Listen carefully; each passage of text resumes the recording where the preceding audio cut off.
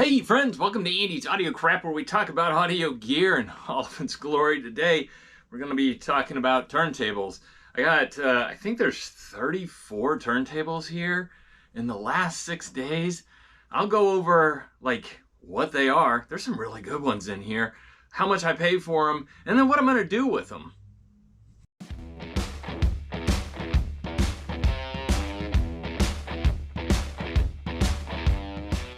This video's sponsor is Andy's Audio Crap on eBay, where you'll find used parts, new old stock, kits, and occasionally gear.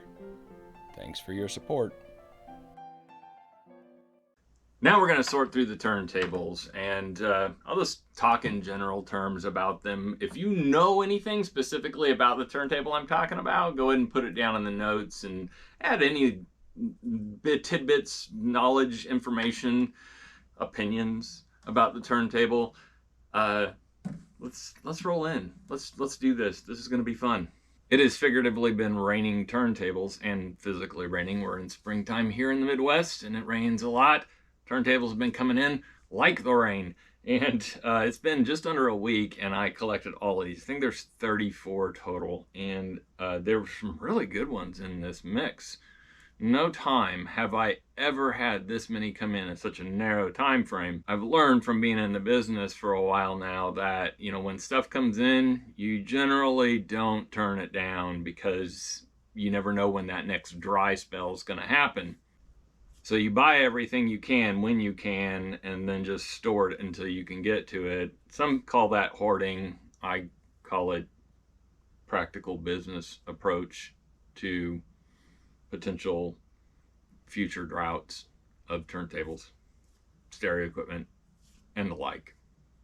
This is the Pioneer PLA45D. I didn't want to get it wrong, so I was staring down at the label here.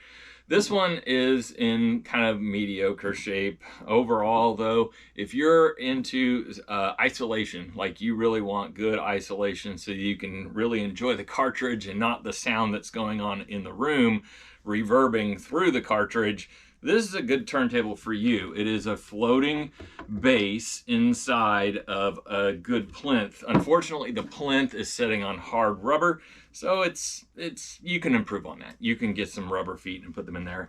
The shell, or the dust cover, is a rubberized plastic instead of a hard plastic, so they tend not to break, although this one is broken. Overall, is a wonderful turntable. It is mechanical, so it does require a little bit of lubricant and maintenance every now and again. This is a Kenwood KD2055. It is, I think, the entry-level granite turntable, and this one, unfortunately, has had a drop, and so the granite on this side is shot. Now, I have a couple of options I can do with it. I can either glue it, some kind of a epoxy, or I have a base. I just ripped down a 3055, and I'm fairly certain that it's the exact same chassis, plinth, whatever you want to call it, and maybe just do a swap. And there's another crack over here. Yeah, so anyways, I ended up getting this one for free. The concept of these turntables is just weight the puppy down, so you end up with these legs that are spring rubber, and that is really your only buffering. The vibration, I think the density of the granite on this is set in such a way that it doesn't resonate as much as you would have something that is like hollow or plastic or wood. So the sound isolation in these is really, really super good. The downside is there's a lot of mechanicalness going on in here, and they generally need serviced.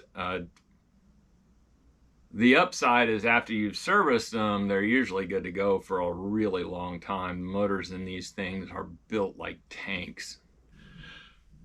This is an Acoustic Research ARXA.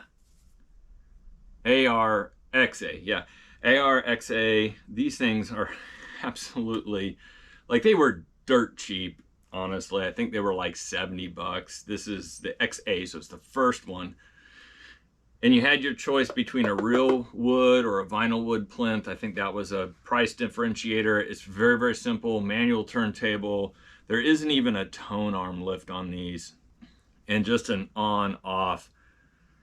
One of the other audiophile channels has done a very extensive video on these. I am a huge fan. I have the XA, XB, and the 77 XB. I don't have any of the other ones, but I do have these. This one, amazingly, has the original foam mat on it, which is just incredible. It boggles my mind that the foam could last this long. It's broke down. It's no good. This one is another one of those that has really good isolation. So in the case that, like, these things move together, and as a result, this whole table could be shaking and it would still do its best to track, as well as the tone arm is weighted a little bit different, and that has some really strong advantages. Again, go watch that video about these. This is often an overlooked turntable, and they're actually halfway decent if you get the right model. It is a Philips Hi-Fi, and there's a designation, there's a model number up here. The higher the number, the better. This is a very mechanical turntable. It has really cool buttons on it. It is kind of a floating design, so this whole piece floats in here. It's got the cool separation. Ooh, that's nasty looking. Cool separation here, so you have the bell riding on a sub platter. It's just a really cool, unique design that I really enjoy them. I don't see them out too often, and they're really actually pretty darn cheap.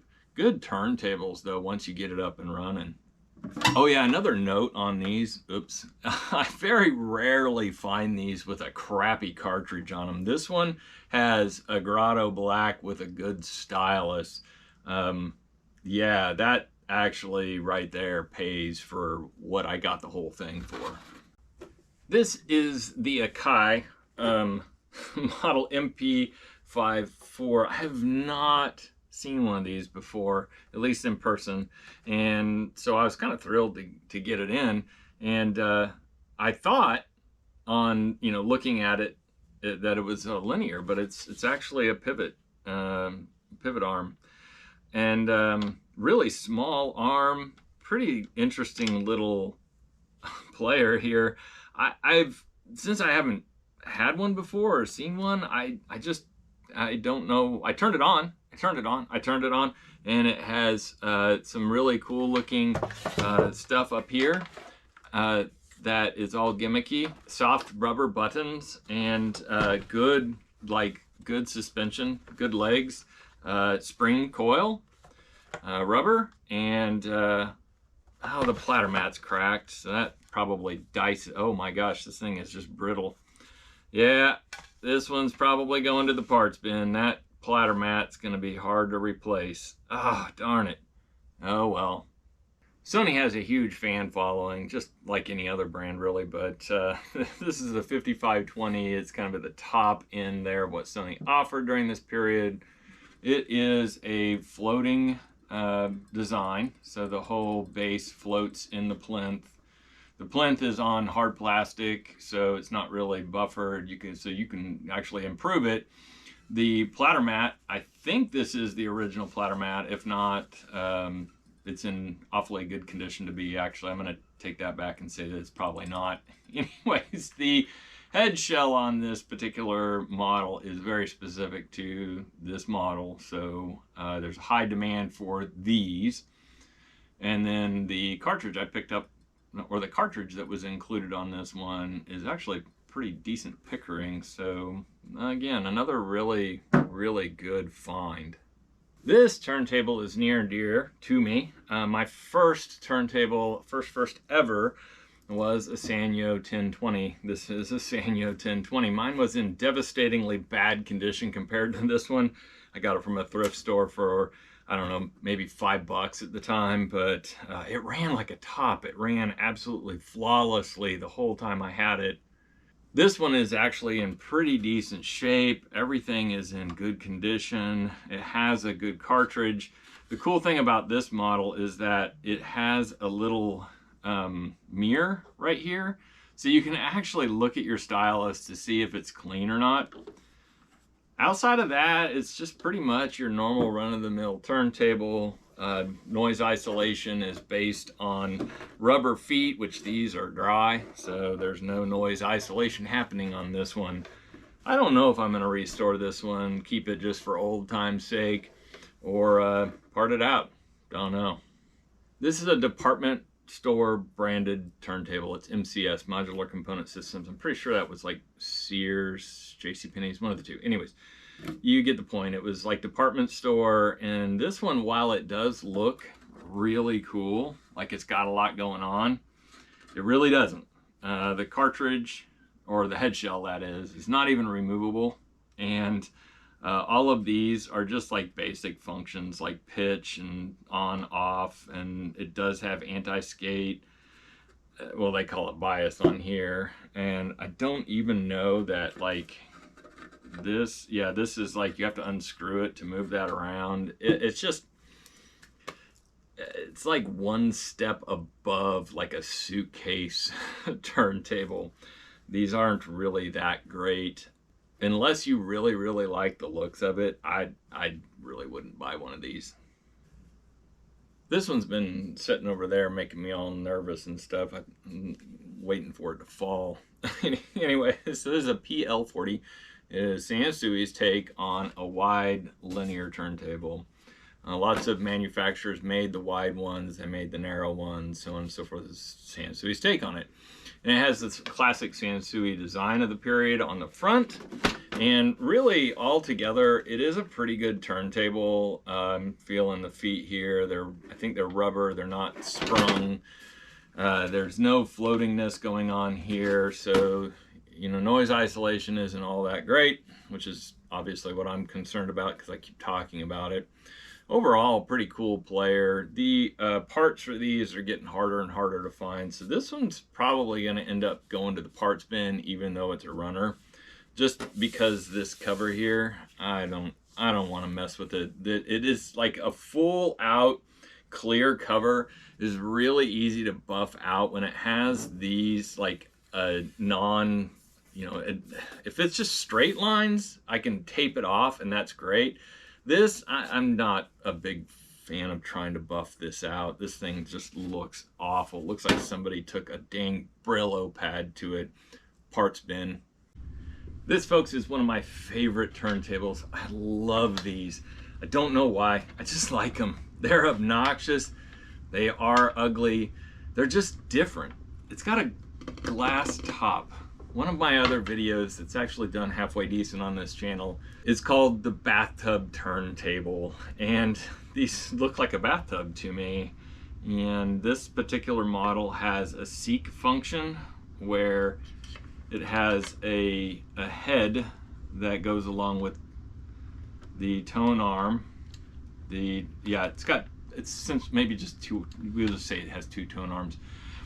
It doesn't have two tone arms. It has an eyeball as one of its tone arms, but anyways, you get the point. It can find tracks in the record. The things are just fabulously suspended. The plastic is made out of resonance resistance plastic. Optonica just went, like, they over-engineered just about every dang thing that they touched. They were trying to be the Lexus of Toyota. And I think it's Sharp, yeah, Optonica by Sharp. Absolutely wonderful equipment, over-engineered. It all sounds great. Yeah, I think somebody told me once that there's only about 1,000 of these made.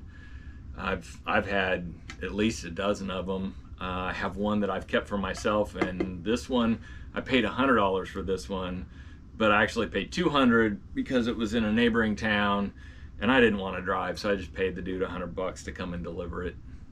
This is an LX70 from Iowa, AIWA, and Iowa, from my perspective, when growing up, they were always like associated with cheaper, lower end, kind of like the later Sansui stuff, and it's just not really. I don't know. I'm impressed with this though. This thing is actually really heavy. well built, has good feet. Platter mat's good. I don't know about that stylus. That's probably a less common stylus. Maybe not. I haven't researched it.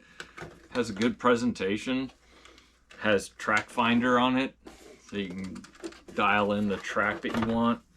Actually, overall, it's pretty cool. I might restore this one just because it's so quirky and weird. I went out and looked, and there's only like a couple of them that have ever sold over the last couple of years on eBay.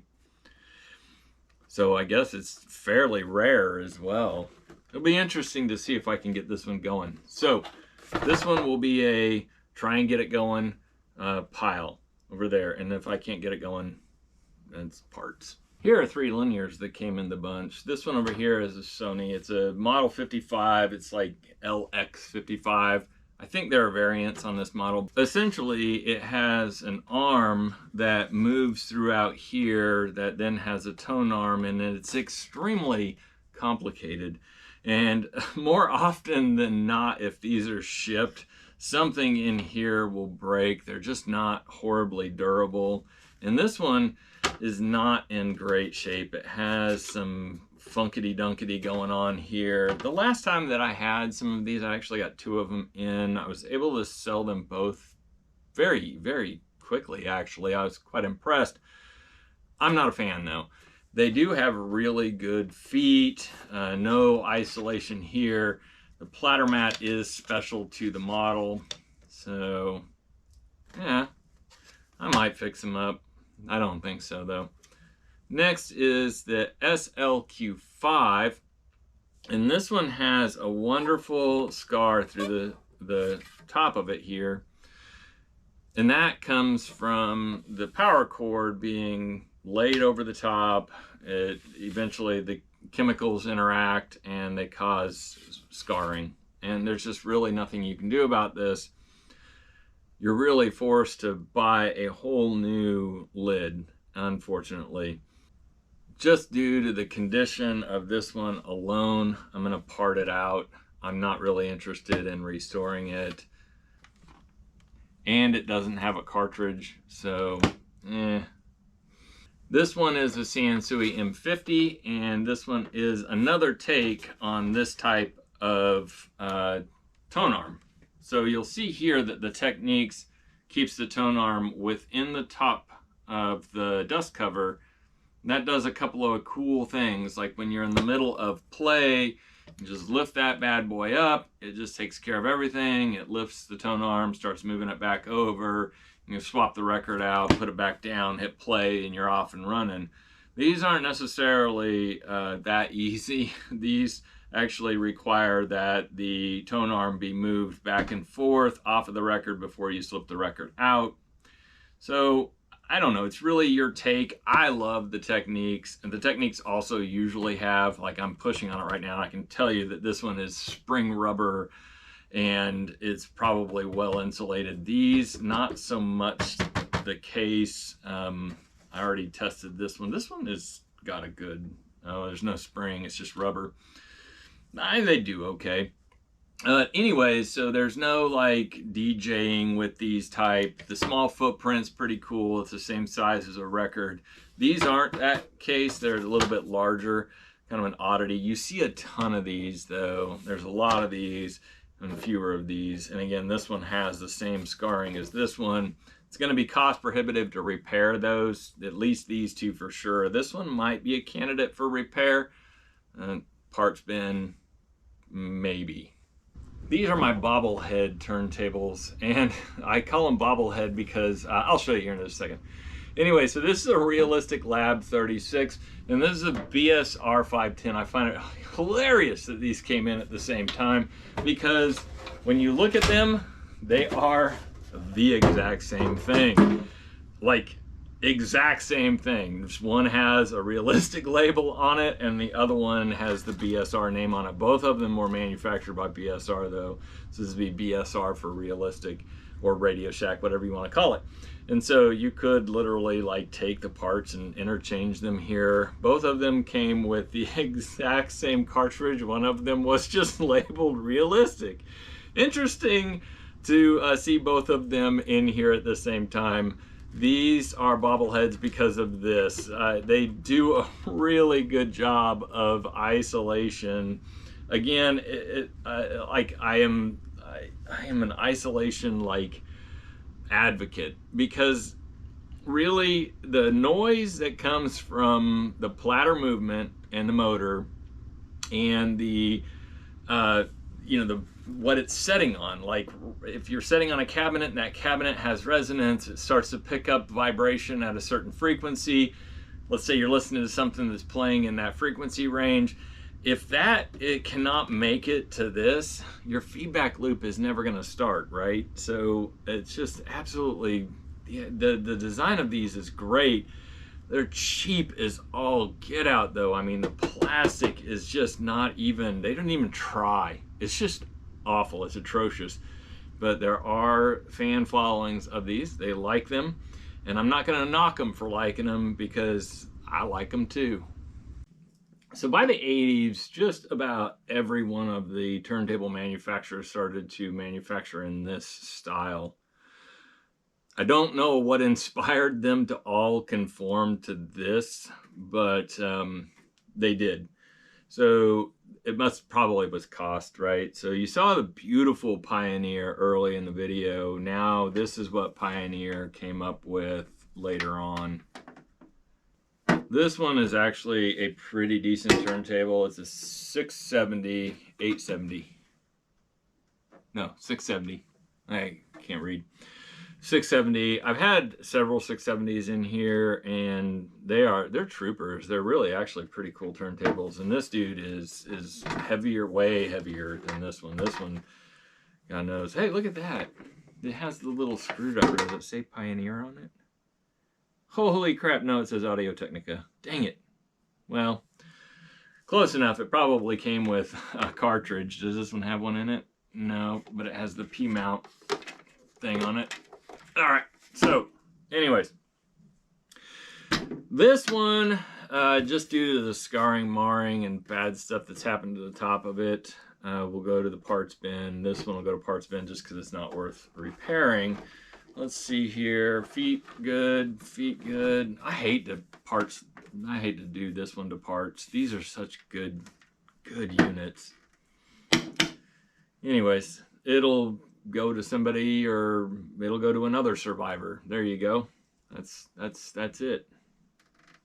What we have here are two Beograms, Bang & Olufsen. They are just beautiful turntables. So the construction in these is such that they do sit directly on the ground, but you'll see that it's floating. Everything is floating in there. These things sound to die for good. The downside to Beogram is they take a very specific cartridge. They're only compatible with B&O's cartridge. There may have been some folks that made substitute cartridges, but if you don't have essentially a Beogram compatible cartridge, you're diced. I've seen a couple of people build like conversion kits where you can actually put a regular cartridge or a P-mount cartridge on here.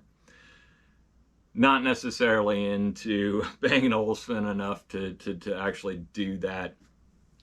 The guy I bought them from, when I went to go pick them up, pulled the cartridges. So both of these are potentially parts units. There is, though, some, well, if you see here, the veneering is coming off on these, but he does have a veneering kit here. I guess, like, essentially, this is the plastic version of the veneer. It's not real veneer, but if it fits, it ships. As long as, let's see here, what is this? Yeah, that's some tackiness going on there. So maybe if I can find a B&O cartridge, I'll go after one of these and repair it. This one is the 1600. This one's the 2400. Beautiful players. Love the way that they're suspended. They actually, if you can find one that's working, these things are to die for good sounding and worth every penny, compared to, you know, an equally priced new turntable. These things are just awesome. This is a pair of Yamahas. There's a P450 and a P550. The P550, I'm pretty sure this is direct drive. Pretty sure it's direct drive. And then this one, I'm pretty sure it's belt drive. And both of them are designed exactly the same. Now you remember those Baograms, right? Well, when I saw this one come up on Marketplace, actually it was a set of 3 of them, I noticed that it had a B&O cartridge with a good stylus.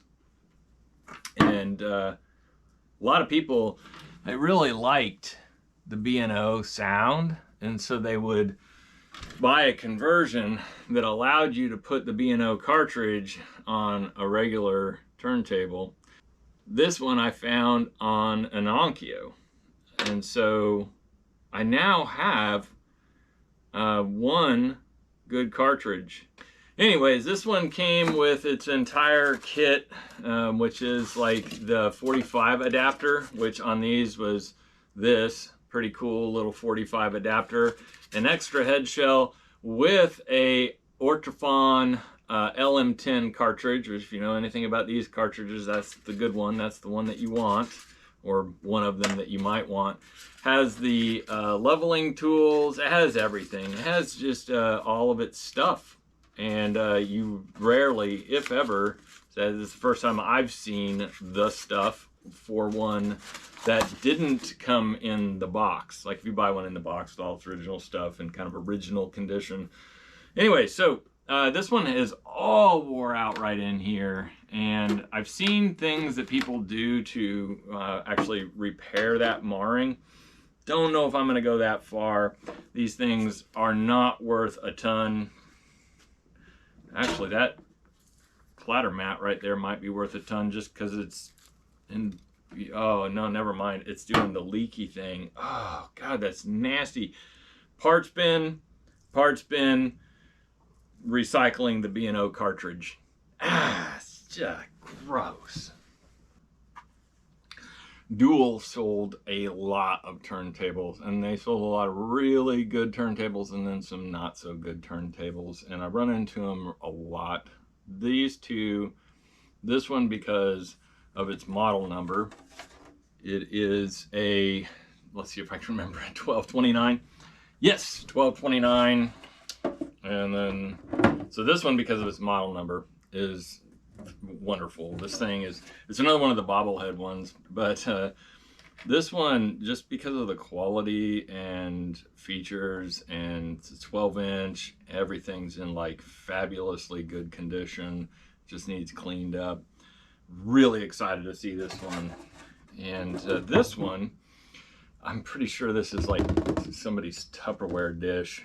I don't know who made this. It does not look original. It's like all kinds of melted and weird and stuff. Anyways, but this one, because of its condition, is just absolutely getting an echo. Absolutely killer good. It is a lower model. It's a 1019. And again, it's another bobblehead. But somebody, I don't know if this is a custom plinth. I've not seen this plinth before. But the footprint of this thing is just tiny compared to the 12-inch, right? And this one is just, I am just excited to get this one running again.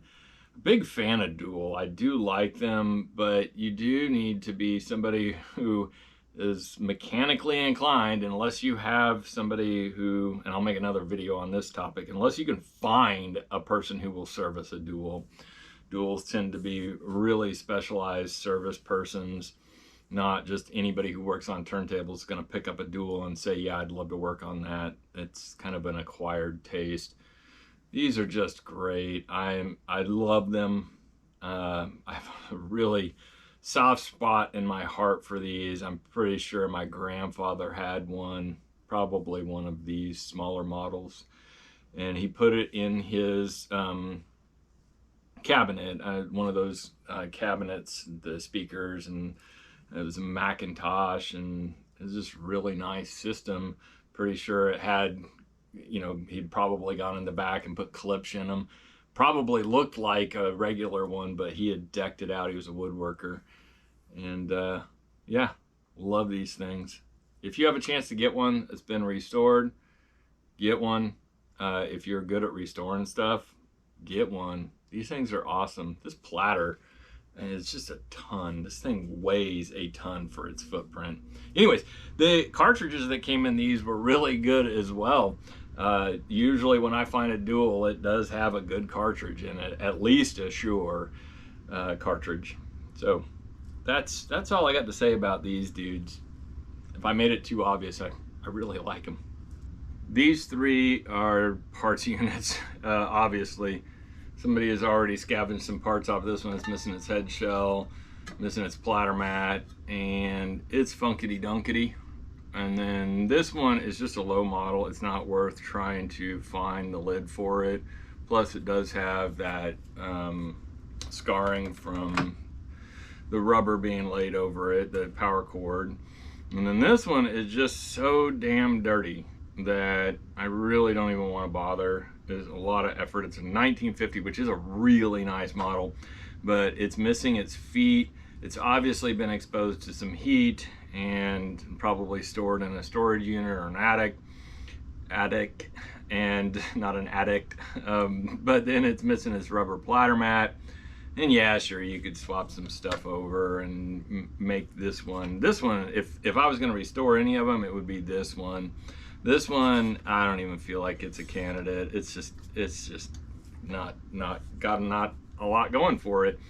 But from a parts perspective, they will bring others back to life. So as I just said with the Pioneers, same style, right? This is just Technics' take on it.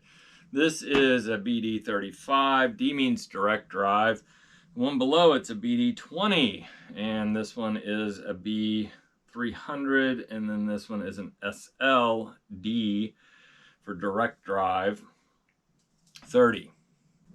Now, in my opinion, there's not really a strong reason to buy the belt drive versus the direct drive. Both of them are really good. They're usually runners. They're built really well.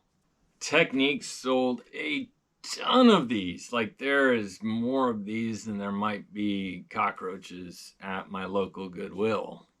And they did all kinds of cool things, like this one has a little eye that looks down on here for no reason other than the eye being there. It's just the cool factor.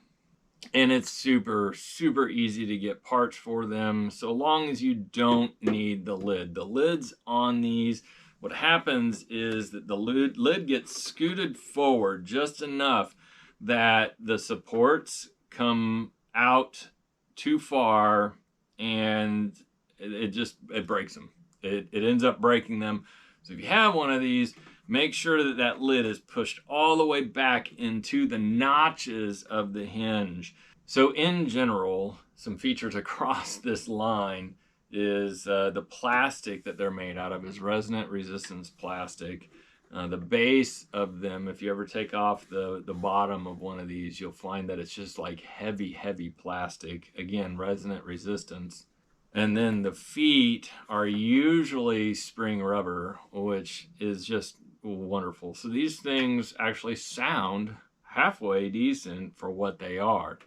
You can usually pick up a pretty pristine example of one of these for $100 to $200, depending on whether somebody knows what they're selling or not. Sometimes way cheaper. I've seen them at the Goodwill for like $10, running around with cockroaches in them.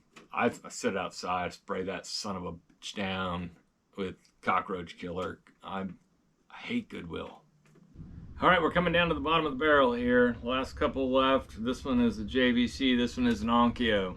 This Onkyo is a variant of the other Onkyo, which went to the scrap pile.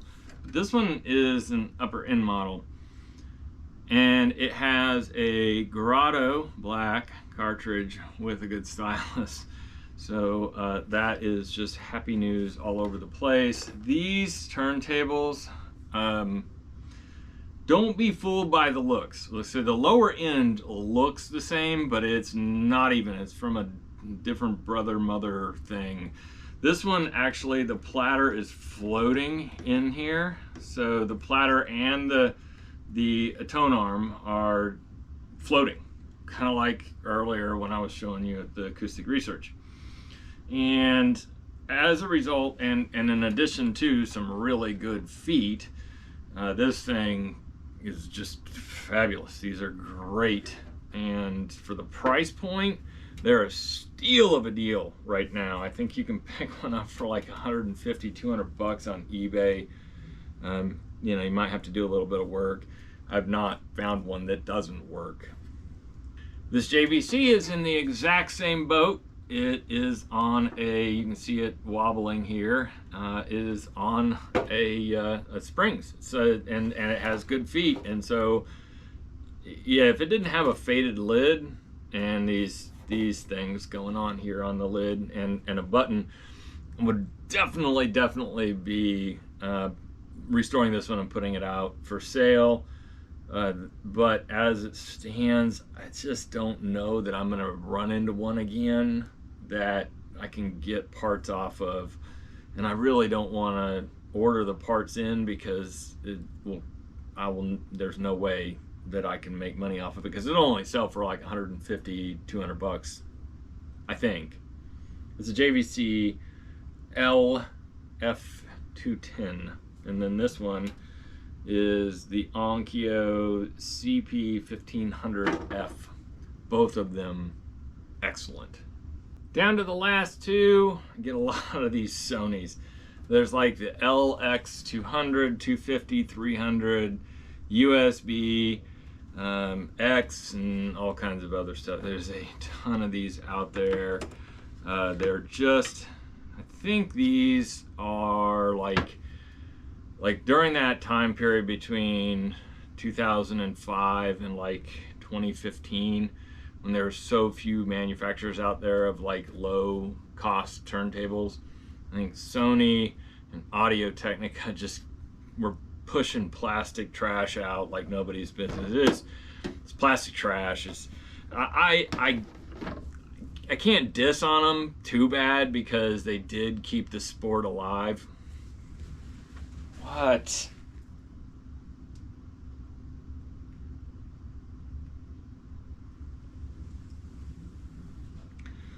I can't diss on them too bad because they did kind of keep the sport alive when everybody else kind of threw in the towel. So hats off to Sony for producing these. Now, so this one, on the other hand, is an LX 310 Bluetooth BT. And actually is a halfway decent player. Now, unfortunately, it has that AT3600 cartridge, which is the same cartridge this one has. So you're not really getting any sound improvement between this one and this one. I mean, it doesn't even have better feet. It's the exact same feet, and no isolation. The platter mat's pretty cool. That's a really nice platter. It's some kind of foam.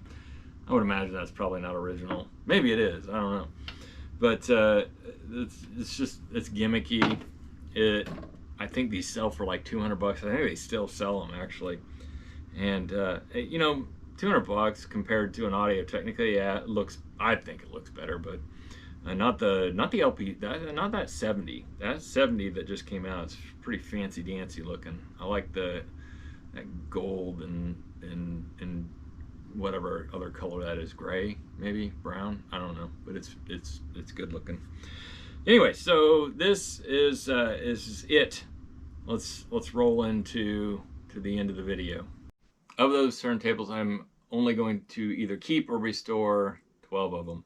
This would be 2 of them. I'm definitely keeping these 2, the 5520 Sony, because it's the cool factor, and then the dual 1229, because I've had so many of these come through and I've never kept one, and they're fabulous turntables.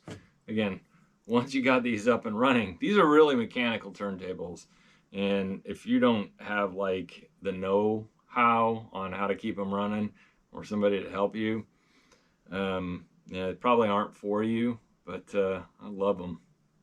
And I'm going to be keeping these 2. This one because just nostalgia, and again, I've had a lot of them come through, and I generally just process them and then consign them, and they sell. But it's time to keep one. I don't know how much longer I'm going to be doing this. So time to keep one. And this one here, the one I have right now doesn't have the optical, and it's just getting harder and harder and harder to find these things. So it's time to keep one of these too. All right, let's talk about how much I paid for them. There was several transactions, of course, but most often I was finding them in pairs, threes. One time I found, I think, 6 of them in one lot. Folks do this for me. Like, there are guys that go to garage sales. Your guys are well networked, and so they'll find them for me. And I'll usually pay them more than what they paid for them, just to make sure that they're, getting gas money, making it worth their while, everything else. And so $1,200 is what I paid for all of these. That puts them at roughly $35 per player if you just evenly divide it. But there are some of them, like this one, where, again, I think I said it earlier in the video. If I didn't, I'll say it now. The guy was asking $100. I paid him $100 to bring it over and deliver it to me. So that's $200 right there, which makes all the rest of them, that much less on average. Now, will I ever see this again? I doubt it. I don't see ever having this many turntables come in this short a period. If you like this kind of content, please like and subscribe. I really appreciate those that are along with me on this journey. We do a lot of different reviews on the channel. Okay, with that, I am done. That is it. And that was a lot. I think I just blew 4 hours filming this video. God, man, it sucks time like nobody's business to post on YouTube, but I like it. I really like getting you guys' feedback. And again, like and subscribe. Welcome to the journey. If you're just watching one of my videos for the first time, we're here to have fun. So with that, appreciate you watching. Have a good day.